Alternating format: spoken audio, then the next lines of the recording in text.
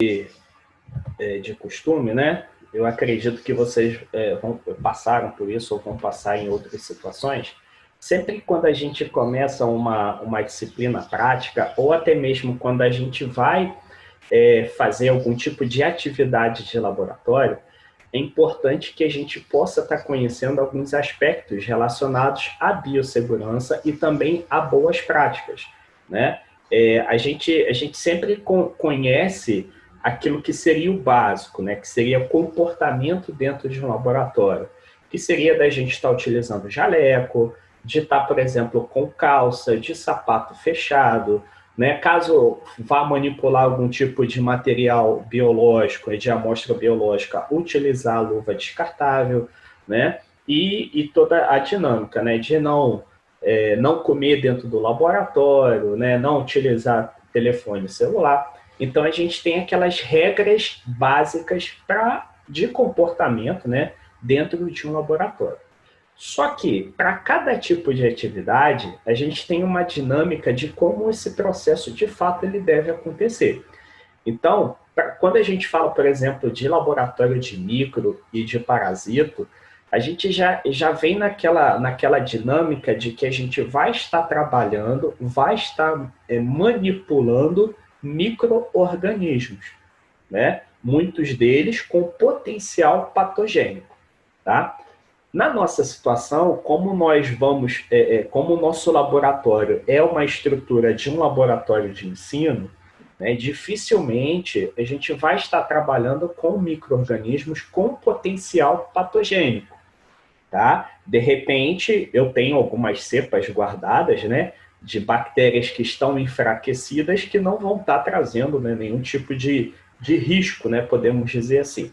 Mas, de certa forma, a nossa estrutura nos permite trabalhar exatamente com algumas práticas, com a manipulação de alguns micro-organismos, justamente por conta de toda a dinâmica, né, relacionada à parte física do ambiente onde vai ser executada essas práticas. Então, pessoal, eu vou estar passando para vocês algumas situações relacionadas a isso, né? A gente vai conhecer alguns materiais, dando como se fosse um pontapé inicial da nossa disciplina, que seria, né, essa Agentes Infecciosos 3, que vai ser baseado justamente em atividades práticas, tanto em microbiologia quanto em parasitologia. Ok? Algumas dessas situações pode não ser novidade, né, para vocês, mas, como eu disse, né, vale a pena a gente ressaltar alguns princípios básicos, né, para a gente poder estar trabalhando dentro de um laboratório. Ok? Pessoal, primeira condição, né, passar um histórico rapidinho aqui para vocês, né, mostrando que, por exemplo, toda essa dinâmica de fiscalização formal, né, de segurança do trabalhador na área da saúde, ela começou a ser utilizada, né, a ser executada exatamente a partir da década de 70. Né? Então, a partir dessa época, já começou a formalizar algumas condições para que, de fato, o trabalhador ele possa se manter seguro dentro do seu ambiente de trabalho. Né? Então, quando a gente fala a respeito, por exemplo, dos trabalhadores na área de saúde. E aí, pessoal, isso não vale apenas para a dinâmica de laboratório de micro e parasita. A gente está falando de todos os profissionais no geral, né, que vão estar atuando exatamente nessa área. O que nós observamos é que nos dias atuais, até por conta de toda a dinâmica relacionada aí às atividades que acabam sendo realizadas, principalmente nessa condição que a gente está vivendo, né, com relação à epidemia, né, então acaba sendo uma obrigação de todos os trabalhadores e dos gestores para poder estar evitando qualquer tipo de risco. A gente sabe que, diante da Covid, né, existem algumas normativas específicas, né, que até acabam sendo alguns anexos, né, a essas obrigações, que acabam sendo fundamentais para que você possa estar diminuindo o risco, né, de contaminação e até mesmo para poder estar trazendo segurança aos médicos, aos enfermeiros, enfim, a todos os profissionais da área da saúde que estão de frente aí com os cuidados a esses pacientes. Tá? Então, pessoal, especificamente falando do Brasil, a gente tem aí uma legislação, né, que é a Lei 11.105, né, de 2005, que vai tratar de política nacional de biossegurança, né? E, especificamente, a portaria 37, né, de 2002, naquela NR 32, é aquela que vai estar diretamente ligado à segurança e saúde do trabalhador, tá? Então, pessoal, essa legislação, ela acaba sendo no geral, né? Então, não tem, por exemplo, a gente observa que existem alguns parágrafos que acabam sendo direcionados a profissionais da área da saúde. Até porque hoje a gente sabe que acaba sendo obrigação, né, de todos os trabalhadores e gestores ter, né, aquilo que seria toda a dinâmica de minimizar o risco que o trabalhador ele vai estar sendo submetido. Tá? Então, pessoal, diante dessa necessidade, a gente tem, especificamente falando de biossegurança de laboratório, tudo aquilo que nós vamos utilizar para que, de fato, possa estar prevenindo, minimizando ou até mesmo eliminar os riscos das atividades que acabam sendo executadas. Tá? Então, a gente fala conjunto de práticas, né, equipamentos, instalações, então, tudo aquilo que vai ser utilizado para que, de fato, você possa estar minimizando esses riscos. Então, a perspectiva seria justamente de você preservar a saúde do trabalhador, né? Professor, Oi. desculpa te interromper, que tem uma menina pedindo para entrar, que a internet dela caiu. O senhor aceita ela, por um favor? Ah, tá, que não apareceu para mim. Desculpa interromper. Não, tranquilo, sem problema. Acho que agora foi. Deixa eu voltar aqui. Então, pessoal, vamos imaginar que, de certa forma, essa biossegurança ela fica baseada exatamente nessa dinâmica, né? Então, em que você tem a possibilidade de estar evitando, prevenindo, até minimizando os riscos relacionados ao trabalhador. Então, eu coloquei uma fotinha aqui, imaginar, por exemplo, uma prática de laboratório, né? Aqui, se a gente levar em consideração todos os equipamentos que essa moça aqui está utilizando, a gente imagina que ela esteja manipulando um micro-organismo aí que pode estar causando um certo risco, tanto para ela quanto para a comunidade, né? Que seria o ambiente de trabalho onde ela está. Então, percebam que ela está utilizando os equipamentos que são considerados individuais, né, para proteger ela. E aqui, ó, percebam o vidro, que a gente fala que seria um fluxo laminar, onde ela está manipulando esse micro-organismo dentro desse ambiente. Então, uma forma de proteger as pessoas que estão em volta dela. Então, a gente vai perceber, né, que existem situações que, de fato, acabam sendo, né, importantes para poder estar evitando qualquer tipo de situação relacionada ao risco do trabalhador. Tá?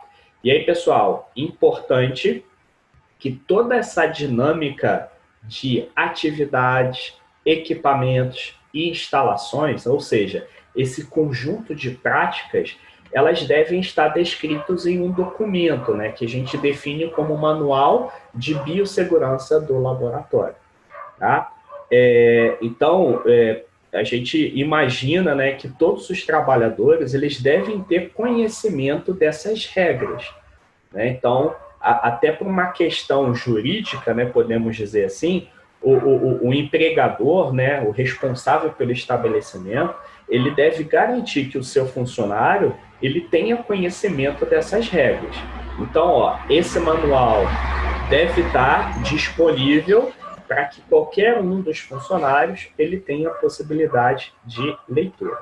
Aí, pessoal, quando a gente fala leitura, treinamento e, caso seja necessário, até mesmo realização de testes, provas, para a gente poder observar se de fato aquela pessoa ela entendeu o que ela deve fazer, tá? Então a gente imagina que todas essas regras visam justamente você minimizar os impactos causados aí pelas atividades que acabam sendo elaboradas, tá?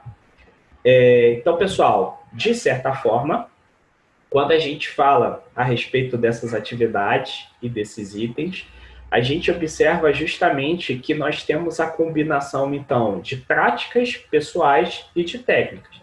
Então, a gente está falando da utilização de equipamentos de proteção individual, equipamentos de proteção coletiva, vinculado também àquilo que seria as atividades, né, os equipamentos utilizados durante as práticas no laboratório, né? Então, como eu disse, ó, minimizar a exposição aos agentes biológicos.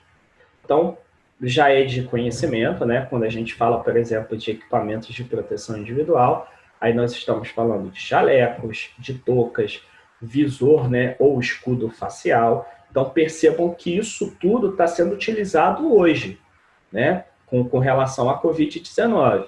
Né? Então, óculos de proteção, luvas, botas, sapatos impermeáveis, antiderrapantes, máscaras, enfim, todos aqueles equipamentos que visam a proteção individual, né? Então, imagina, pessoal, que de certa forma é intransferível.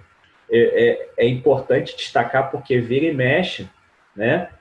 A gente está ali no corredor dos laboratórios, geralmente a gente trabalha com 2 turnos, né, de turma, justamente por conta do espaço físico e até mesmo por conta da atividade não caber todo mundo, né, dentro do laboratório. Aí sai um grupo, entra outro, aí o que está entrando fala assim, me empresta a sua máscara, me empresta a sua touca, né? Então fica aqui, ó, laboratório de micro e parasito. Esses equipamentos são de uso individual e intransferível. Tá, pessoal? Por mais que a gente conheça o colega, a gente tem que tomar cuidado, porque a gente não sabe como que de fato ele utilizou aquilo ali. Será que ele não passou o dedinho na placa e sem querer passou na máscara? Né? Ou de repente está com aquela luva suja? Então eu estou dizendo que a gente sabe que isso acontece.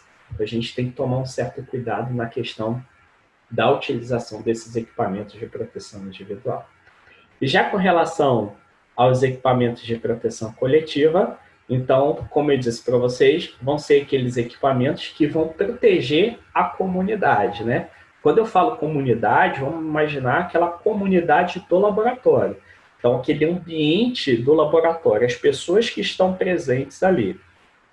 Então, é a dinâmica de utilização de uma cabine de segurança biológica, né, que seria aquele fluxo laminar.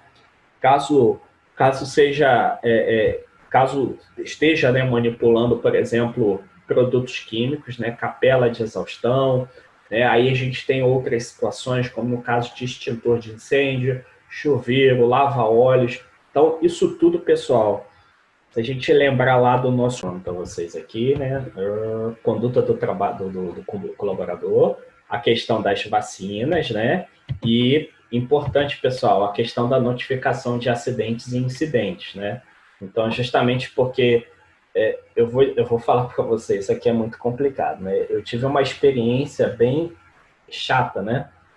Eu sou supervisor de estágio de análises clínicas e, então, em uma das minhas turmas, eu tive um aluno que ele foi fazer a coleta de sangue, né? Ele coletou sangue, só que ele não pressionou por muito tempo e acabou o sangue, né, saindo, né?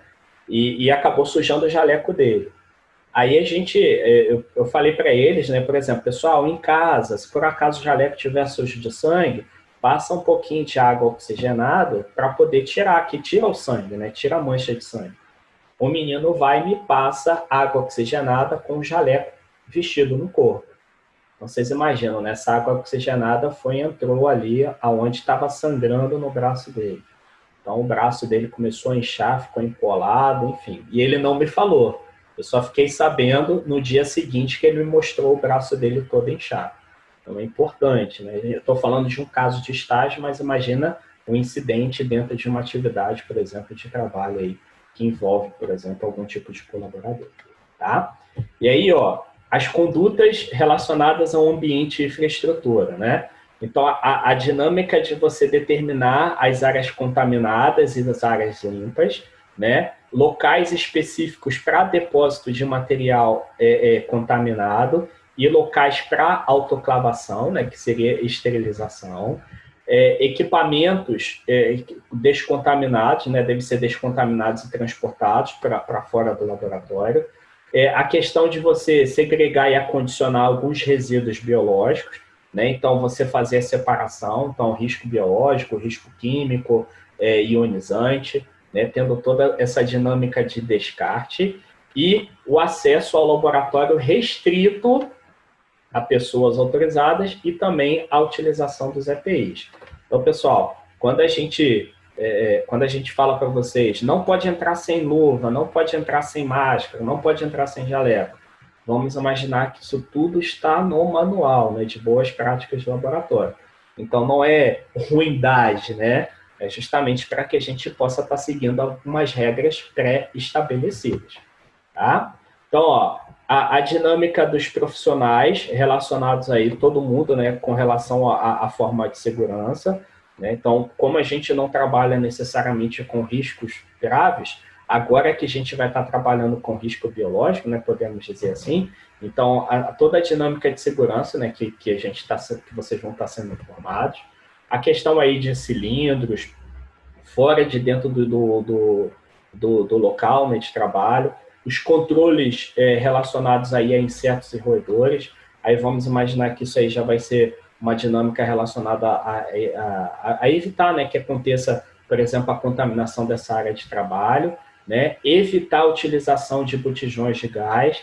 Então, vocês vão reparar, pessoal, que o nosso laboratório de micro, ele tem todo um encanamento próprio, justamente para poder estar evitando esse tipo de situação, né? Então, vem o gás lá de fora, né, de fora do laboratório, que fica fácil para a gente poder utilizar, né? E a utilização de incinerador elétrico de bancada, né? Por exemplo, na dinâmica de contenção de aerosóis. Na nossa dinâmica, não é um incinerador elétrico, vai ser um bico de Bunsen, né? Que aí eu vou estar mostrando para vocês o desenhozinho de como que ele é, ok? Então, pessoal, importante, né, que toda essa área física que vai ser utilizada pelo laboratório, então ele deve estar sendo planejado de acordo com aquilo que vai estar sendo manipulado. Então, não adianta eu planejar um laboratório e ele não ter condições, por exemplo, de eu estar trabalhando com risco biológico 3. Então, eu preciso, de acordo com a RDC, determinar como que deve ser o meu espaço físico para que, de fato, esse processo ele possa estar sendo elaborado. Oi, Lívia. Professor, o senhor pode repetir a questão dos gases que o senhor falou? Falhou meu áudio aqui. Os gases aqui E do laboratório que tem o encanamento? Ah, tá. Não, por exemplo, os laboratórios, eles não devem ter botijão de gás dentro dele. Então, eu tenho que ter todo um encanamento externo para poder estar levando o gás dentro do laboratório. Aí, por exemplo, o nosso laboratório de micro é assim, vocês vão perceber, tem um encanamento, o bico de Bunsen, então a gente não tem nenhum gás sendo armazenado lá dentro. Entendeu? Aí seria nesse sentido. É para limpar o ar ambiente lá que circula lá dentro. Isso aí. Também tem o exaustor para limpar o ambiente, isso aí. Entendi. Obrigada. Beleza? Aí, pessoal, os laboratórios de micro e parasitoclínica, vamos imaginar que seria numa prática, né, dentro de um laboratório de análises clínicas e um laboratório de hospital, eles são do nível 2 e nível 3, tá? Então, por isso que eu falei, todos os micro-organismos que são manipulados, eles devem respeitar as regras relacionadas a esses dois níveis, tá? Então, quando eu tenho a partir do nível 4, já vai ser um laboratório especializado, né? Como eu disse para vocês, Instituto Butantan, Instituto Oswaldo Cruz, seria nesse sentido. Então, ó, vou apresentar para vocês alguns dos materiais que a gente vai estar utilizando nas nossas práticas, né? E aí, pessoal, isso a gente está incluindo desde equipamentos necessários para o cultivo de micro-organismo, como também para esterilização, transferência e até mesmo preservação, tá? Então, ó, a gente vai ter oportunidade de trabalhar com meios de cultura líquidos, né, semissólidos e sólidos, que vão ser utilizados tanto para identificação, isolamento e crescimento das bactérias, tá? Então, a gente vai estar observando, de fato, eles. Inclusive, nossa temática, né, de semana que vem envolve os meios de cultura, né? Aí eu tenho os equipamentos que são utilizados para inoculação, né, que vão para a manipulação de micro-organismo, tá? Então, essa pessoa aqui está sem luva, mas é mais para poder estar fazendo a demonstração. Então, aqui eu tenho alça de platina, alça de Drygalski, aí eu tenho o suave, eu tenho a que seria a pipeta, né, de vidro e a pipeta automática, né, além da pipeta Pasteur, que está do lado de cá, e aí as vidrarias, né, que de fato acabam sendo utilizadas, né? E além deles, a gente tem os... Oi? Volta lá rapidinho e repete as alças. Ó, alça de platina, alça de Drygalski, e aqui eu tenho o suave, né? Aí são 3 que são utilizados para inoculação, assim como a pipeta, né? E a pipeta automática, a pipeta manual e pipeta automática. Ok? Bom, professor, obrigado. E aí, pessoal, os equipamentos que são utilizados para cultivo, né? Então, eu tenho o fluxo laminar. Esse aqui, pessoal, ele é interessante, né? A gente tem lá, vocês vão ter oportunidade, né, de conhecer. Então, isso aqui é de proteção coletiva. Então, ele isola a pessoa exatamente do micro-organismo que está sendo manipulado, né? E esses aqui acabam sendo utilizados para cultivo. Então, a estufa bacteriológica, um banho-maria, né, para poder estar fazendo um banho de cultura, ou uma bancada agitadora, né? Porque aí você tem essa dinâmica para utilização nesse sentido. Fala, Caio.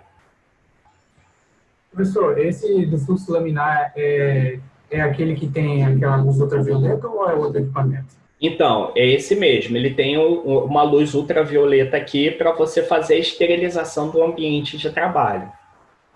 Vamos supor, você vai começar a manipular um micro-organismo, aí você faz a higienização e aí liga a lâmpada ultravioleta para poder estar fazendo a esterilização desse ambiente.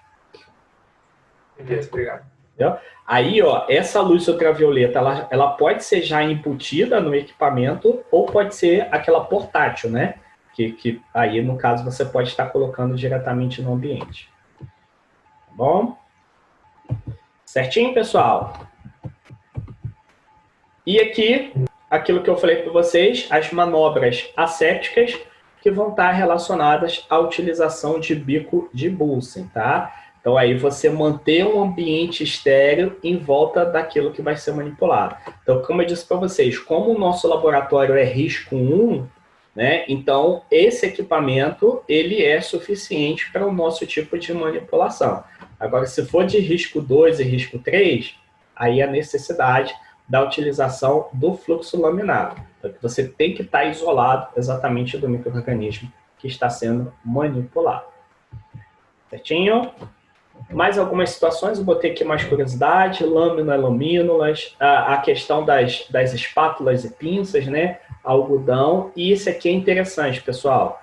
Vocês vão ver lá com os professores, né, com a Andressa e com o Daniel, que existem as bactérias anaeróbicas. Então, você tem que criar um ambiente anaeróbico, né, como, por exemplo, essa caixa aqui, para que você tenha, né, você possa estar tirando o oxigênio e possa estar facilitando aquilo que seria o crescimento de micro-organismos, né? Então, eu tenho tanto a cabine anaeróbica como o vaso anaeróbico, para poder estar fazendo o cultivo dessas bactérias.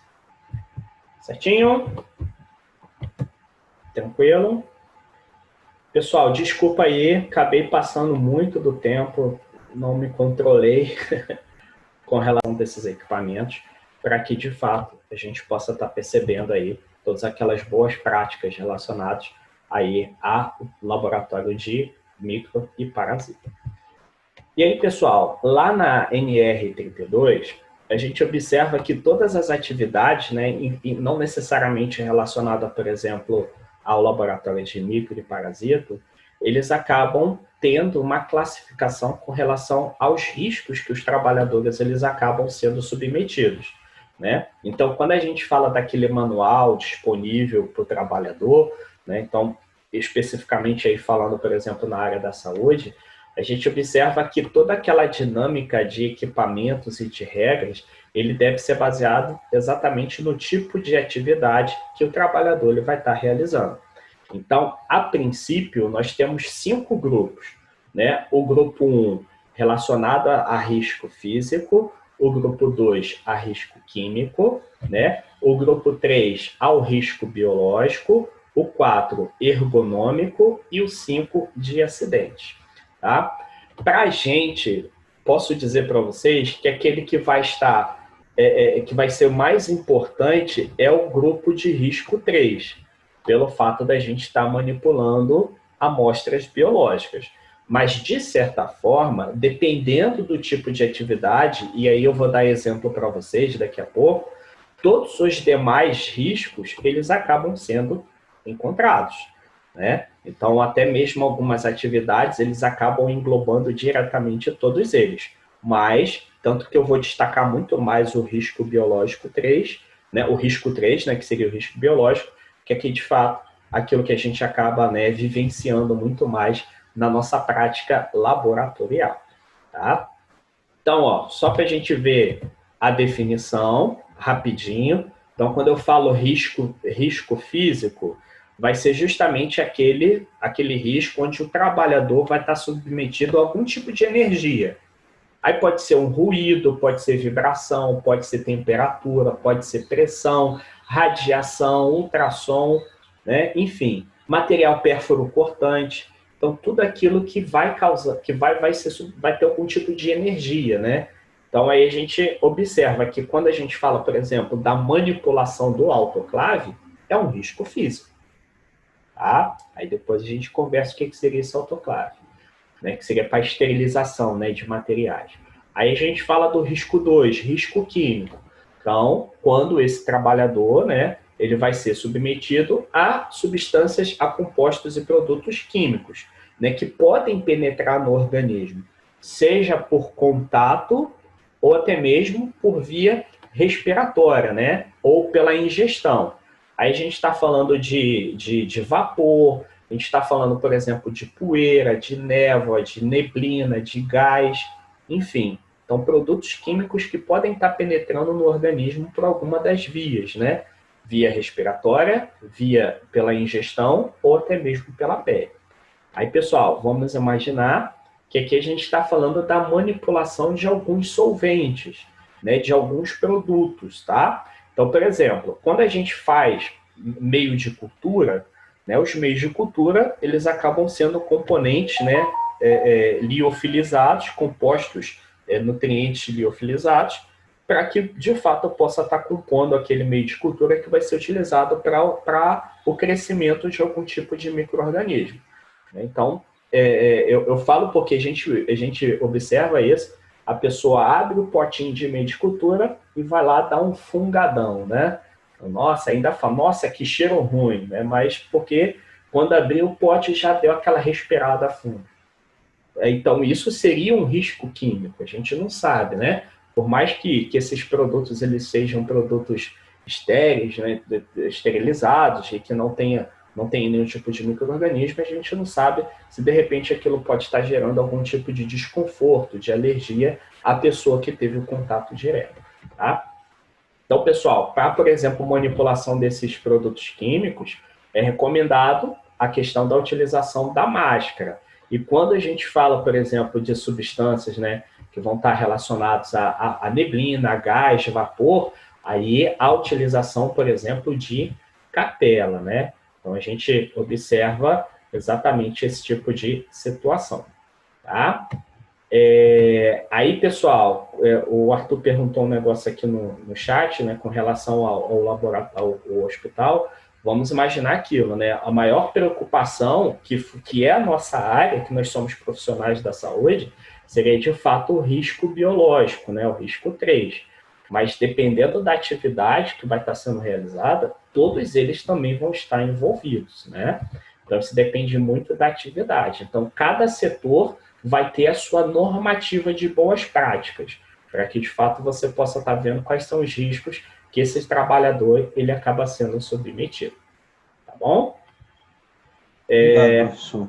Com relação ao grupo 3, né, que seria o biológico, que eu vou dar um destaque maior para ele daqui a pouquinho.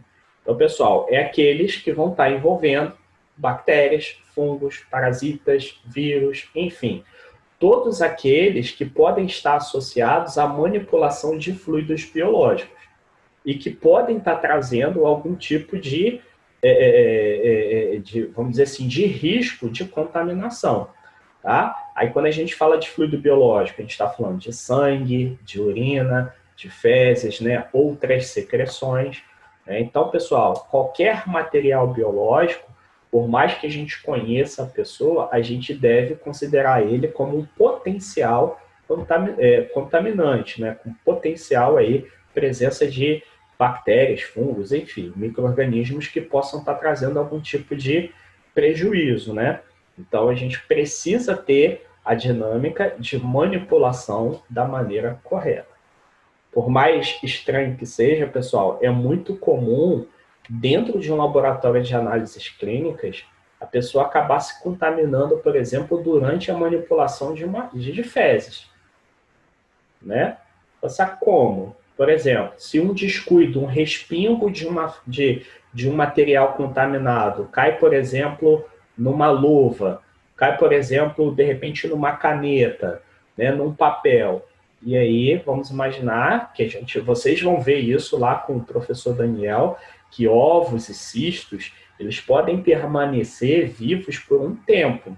Né? Até porque na sua estrutura, na estrutura aí dos ovos e dos cistos, eles acabam tendo, né, uma capa, né, uma película que protege ele contra algumas situações adversas. Enfim, isso pode estar trazendo um certo risco.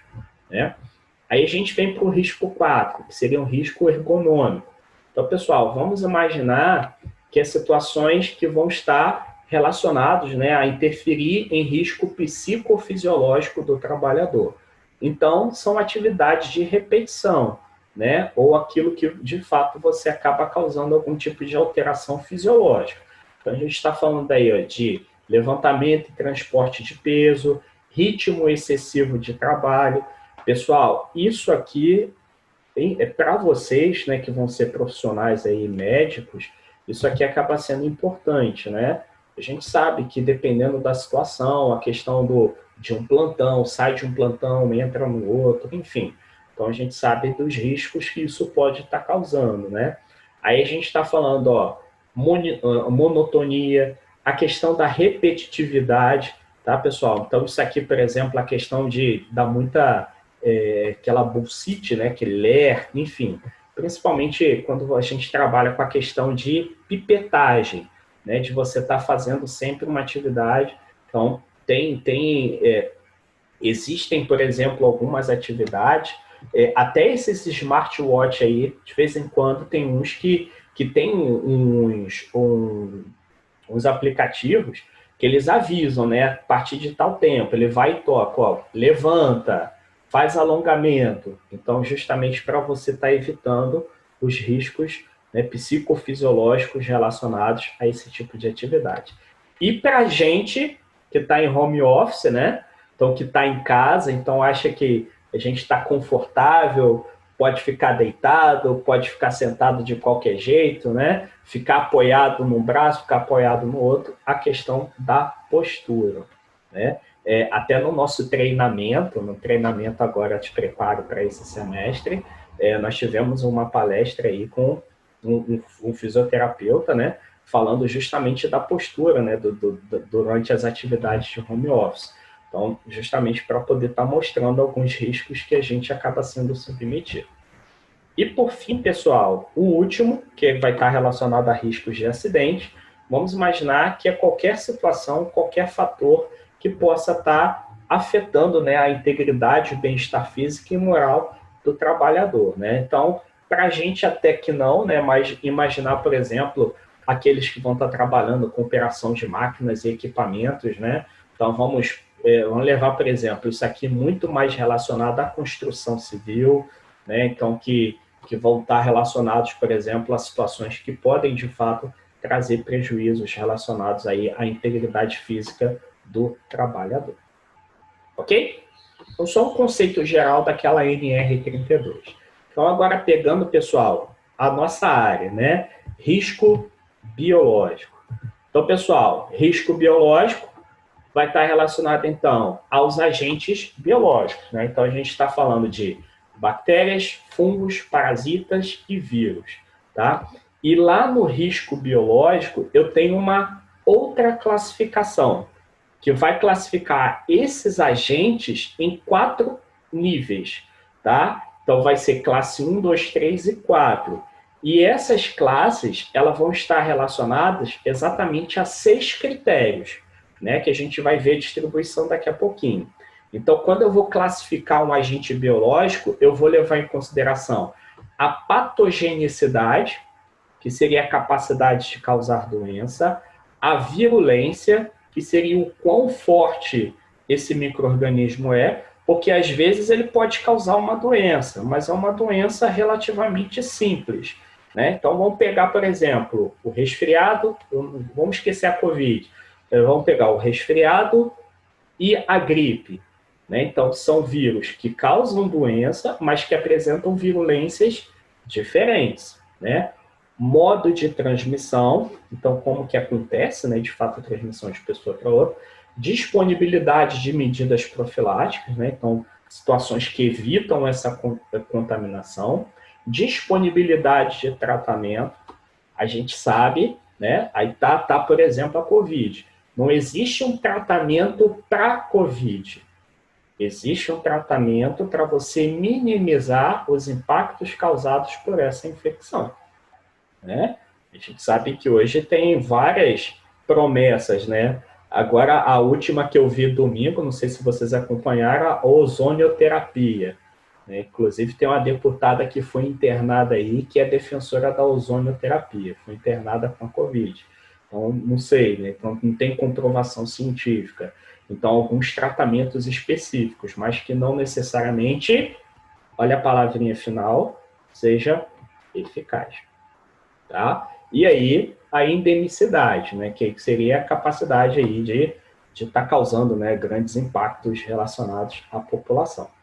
Então, para a gente poder classificar esses agentes biológicos, a gente acaba trabalhando exatamente com esses 6 critérios e aí está fazendo esse tipo de classificação. Então, ó, só para a gente observar que dentro dessa classificação, as 4 classes vão ser definidas como a classe 1, risco individual. Pode falar, Lídia. Não, professor, é que esses conceitos aí que o senhor acabou de falar, o professor Daniel tinha passado para a gente também, mas eu fiquei em dúvida com esse da virulência. Esse conceito de virulência, ele não é cabível só aos vírus. Não. Aos outros também. Isso, porque por mais que seja o nome virulência, porque o conceito de virulência vai ser estratégias utilizadas por micro-organismos para poder causar uma doença, tá? Então, por isso que eu falei, ó, resfriado e a gripe. Ambos vão ter estratégias distintas.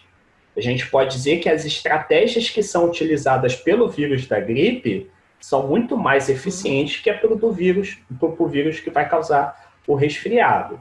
Tá? A mesma coisa a gente considera, por exemplo, já que, para dar um exemplo aí sem ser vírus, as bactérias, né, as enterobactérias. A gente sabe que existem aí a Escherichia coli. A Escherichia coli é uma bactéria que ela faz parte da nossa flora intestinal. Só que eu tenho dentro da espécie Escherichia coli 5 sorotipos diferentes. Tá? Aí vocês vão ver isso lá, né, no agentes infecciosos 1. Aí a gente vai observar que tem aquela que é enterohemorrágica, enterotóxica, né? Aí a gente vai observar que existem, nessa situação, nessa classificação, aquelas que vão ter estratégias muito mais eficientes e que podem estar levando a um dano muito maior. Então, o conceito de virulência é estratégia utilizada pelo micro-organismo para poder estar causando a infecção. Então, serve para vírus, para bactérias, para fungos, para parasitas, para todos os micro-organismos, para todos os agentes biológicos. Tá bom? Beleza. Obrigada. Sim. Então, pessoal, ó, risco 1, então vai ser aquele, classe 1, desculpa, baixo ou ausente, né? A classe 2 a gente considera, então, o risco individual moderado e o risco para a comunidade baixo.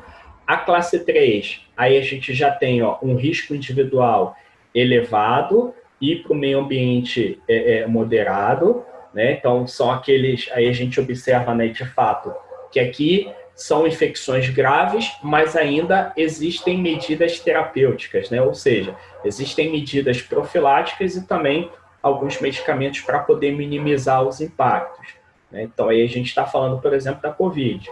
E o risco 4, aí são aqueles que, de fato, existem um risco elevado para o indivíduo e elevado para o meio ambiente. Então, pessoal, posso dizer para vocês que vai ser aqueles micro-organismos que acabam tendo um índice de mortalidade muito alta, né? Então, até coloquei, agente altamente patogênico, grande poder de transmissibilidade, né? Não existe medidas terapêuticas e muito menos medidas profiláticas, tá? Então, é isso só para a gente ter uma ideia de como que vai ser essa classificação, tá? Então, para poder exemplificar, risco 1, então, como nós vimos ali na tabela, risco individual escasso e comunitário também. Então, micro-organismo com pouca probabilidade de provocar doenças humanas, tá? Então, pessoal, Bacillus subtilis seria um deles, né? Seria uma bactéria que é encontrada no solo.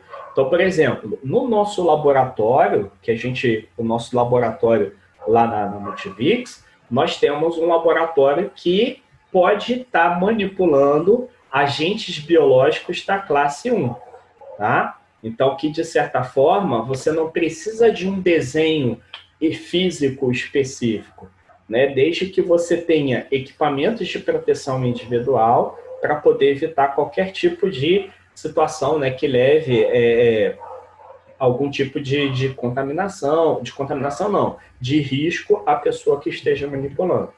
Por mais que não tenha nenhuma característica relacionada a algum tipo de doença, a gente sabe que pode estar gerando algum tipo de reação imunológica, algum processo inflamatório, né? Então, aí, apenas a dinâmica de adoção de boas práticas de laboratório, tá? Que é isso que a gente vai fazer, beleza?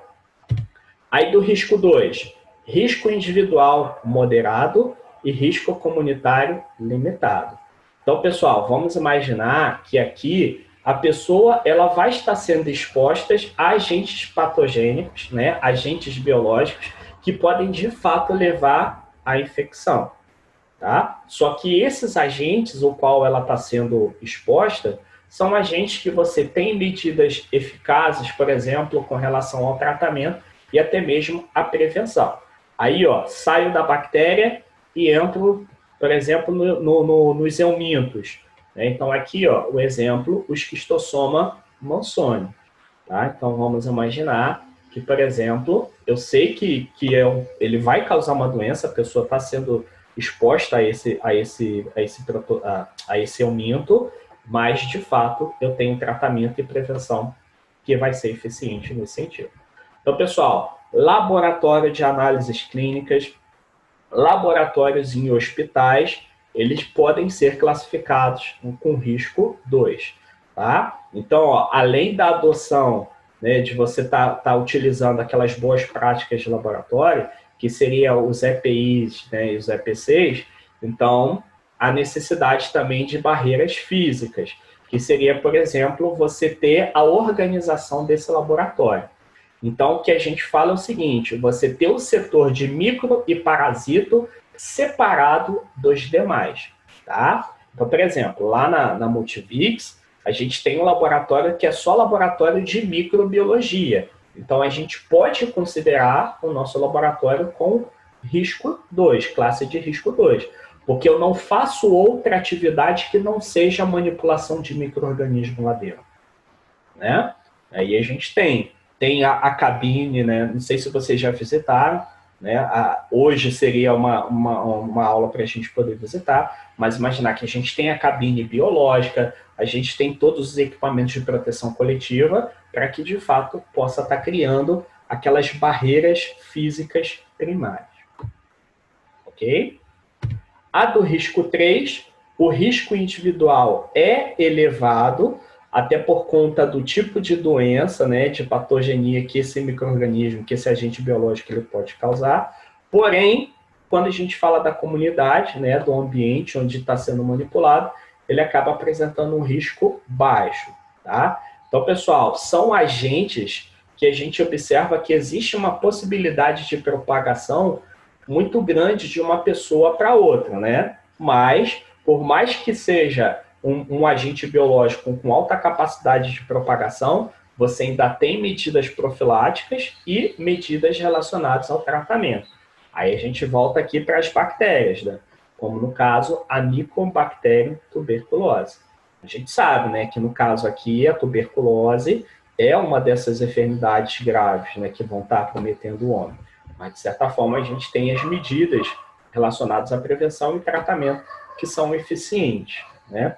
Aí, pessoal, na dinâmica de manipulação, eu considero toda aquela dinâmica que vão estar relacionadas ao nível 1 e o nível 2, que seria EPIs e os EPCs, tá? Além disso, nós observamos que existe um procedimento, principalmente na questão de descarte de material biológico, que acaba tendo uma necessidade muito maior, né, de estar realizando. Então, existe uma dinâmica de barreiras de contenção específicas para que você possa estar manipulando esse tipo de micro-organismo. Tá?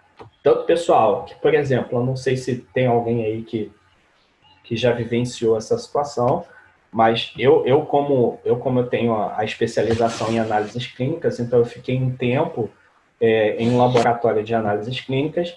É muito engraçado. Quando chega um material biológico, né, que a gente sabe que é um escarro, que é suspeita de tuberculose, olha um para o outro meio assim, quem que é a vez de fazer o teste? Né? Quem que é o felizardo aí que vai estar fazendo aí o bar para poder estar vendo se de fato essa pessoa está contaminada? Então, porque dependendo do local, né, a gente tem esses procedimentos especiais que de fato devem ser utilizados. Então, muitas das vezes, até mesmo antes da pessoa manipular esse material biológico, ele vai lá naquele manual de biossegurança, dá uma revisada, né, para saber de fato como que ele deve se comportar, justamente por conta do risco individual elevado na manipulação desse tipo de material. Tá? Professor? Oi. Mas nesse manual, ele também divide as que são de baixo risco, baixíssimo e tal, entre de contaminação comunitária? Então, Carol, o que acontece? Geralmente, quando você tem um laboratório que ele é especializado nessa parte, você tem a divisão com relação a esses micro-organismos. Tá? Então, tem uma tabelinha. Né, risco, mas geralmente você trabalha mais com a identificação do risco 3 e do risco 4. Porque se você fizer boas práticas para risco 1 e risco 2, tranquilo. Entendeu? Tanto que lá, por exemplo, geralmente tem assim, no manual, eu estou falando das análises clínicas. Aí vai estar assim, por exemplo, descrito no manual, caso possa estar chegando um material que é característico de material de secreção respiratória, né, no caso aí de descarro, você deve adotar tal procedimento. Então, para cada tipo de material biológico, por conta do risco da presença do micro-organismo, a pessoa ela tem que, de fato, estar tendo algumas observações específicas. Entendeu? Entendi, obrigada. E geralmente você acaba tratando especificamente do material biológico. E aí, pessoal, o risco 4 é o pior de todos. Então, vamos pegar esse risco 4, é igual aqueles filmes de ficção científica, né? Que a pessoa ela utiliza todos aqueles equipamentos, parece até um astronauta. Né? Então, até coloquei aqui, ó, o vírus Ebola. Então, porque a manipulação de agentes biológicos com elevado risco individual e elevado risco comunitário. Né? Então, são micro-organismos que têm uma alta taxa de mortalidade. Né? Então, agentes patogênicos que acabam representando uma grande ameaça para qualquer um, né? De maneira direta ou indireta.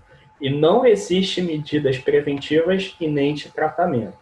né? Então, situações em que você vai ficar muito mais no acompanhamento do paciente, da pessoa contaminada, do que você tentar, né, recuperar ele. Então, você fica só naquela tentativa de minimizar os impactos que acabam sendo causados aí pela infecção, tá?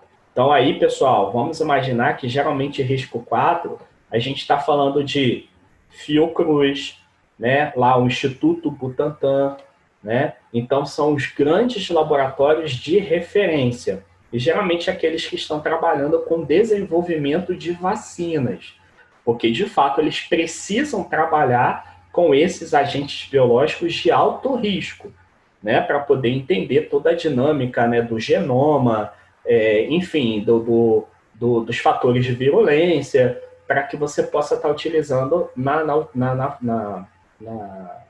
hora, né, de estar fazendo um determinado medicamento, né, uma determinada situação. Então, pessoal, além de todas aquelas barreiras, né, que nós vimos nos 3 riscos, nós observamos que é necessário um desenho secundário. O que seria esse desenho secundário? Porta de entrada diferente de porta de saída, tem uma antessala para descontaminação, né? Aí a gente fala, por exemplo, de descartar todos os equipamentos individuais, né, que acabam sendo utilizados, e então tem toda a dinâmica relacionada a essa situação. Deixa eu ver aqui. Oi. Você falou que a Covid entraria numa classe de risco 2? 3. Foi isso que você disse? 3.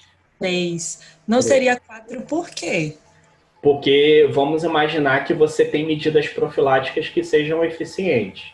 É o que a gente está observando na questão do isolamento, né? E querendo ou não, quando a gente fala do índice de mortalidade, acaba sendo, por mais que a gente vê, por exemplo, o Brasil com mais de 100 mil mortes, vamos imaginar que não é considerado um micro-organismo que vai ser tão impactante assim, entendeu? Imaginar nesse sentido. Entendi.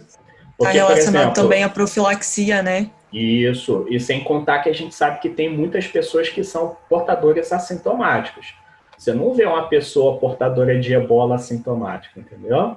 Então, aí a gente soma todas aquelas características, patogenia, virulência, né? Então, aí a Covid ela não vai entrar em todos eles, né? Vamos dizer assim.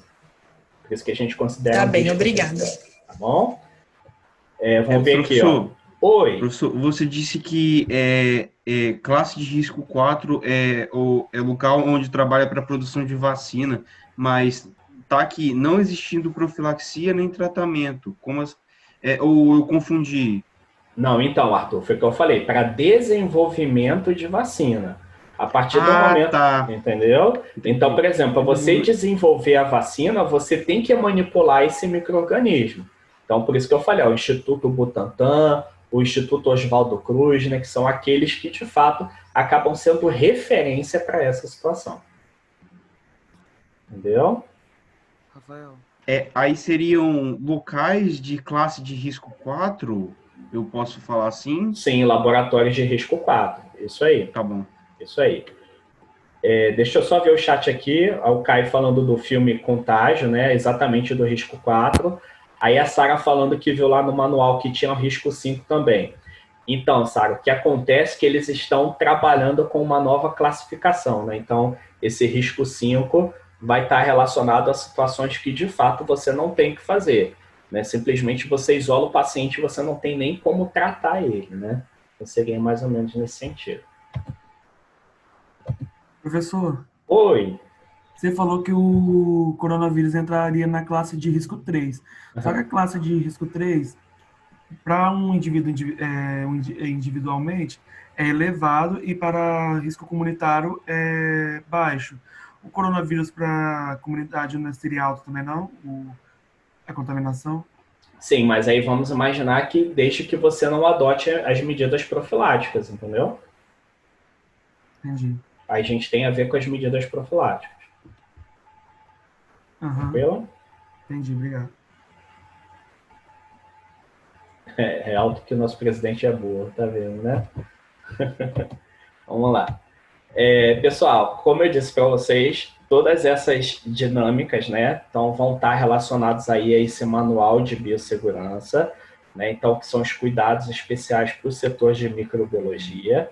Então, vamos, de certa forma, a necessidade de todos os componentes, né, relacionados a esse laboratório, né, de estar tendo todo aquele treinamento, a importância relacionada à conduta, né, desse tipo de trabalho. Até coloquei um exemplo aqui, né, que existem alguns manuais que acabam sendo bases para todos esses setores da área médica, né, que acabam utilizando para que, de fato, você tenha o bom andamento das práticas relacionadas aí ao laboratório, né? Gabriel, eu vi que no risco 5 aplica-se as doenças animais e que mesmo não tendo importância para o homem, tem importância econômica. Sim, aí a gente observa, por exemplo, a dinâmica da febre aftosa, da vaca louca, que seria mais ou menos nessas condições. Entendeu?